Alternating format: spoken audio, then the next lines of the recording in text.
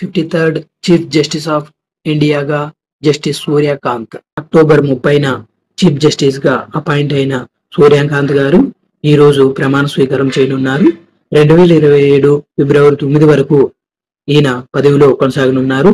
సిజేఐగా బాధ్యతలు చేపట్టబోతున్న తొలి హర్యానా వాసిగా సూర్యకాంత్ గారు రికార్డు సృష్టించబోతున్నారు. ప్రధాన న్యాయమూర్తిగా ఉన్న జస్టిస్ బిఆర్ గవాయ్ పదవీ కాలం ఆదివారంతో ముగిసింది. జస్టిస్ సూర్యకాంత్ 1962 ఫిబ్రవరి 10న హర్యానాలోని హిసార్ జిల్లాలో జన్మించారు.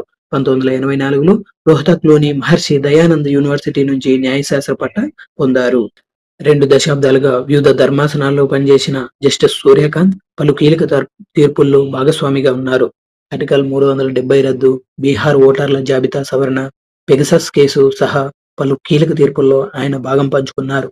ప్రమాణ స్వీకారానికి విదేశీ ప్రతినిధులు సిజేఐగా జస్టిస్ సూర్యకాంత్ ప్రమాణ కార్యక్రమానికి నేపాల్, భూటాన్, శ్రీలంక, మారిషస్, కెన్యా, మలేసియాల నుంచి దాదాపు 15 మంది విదేశీ ప్రతినిధుల బృందాలు, వారి కుటుంబ సభ్యులు హాజరు కానున్నారు.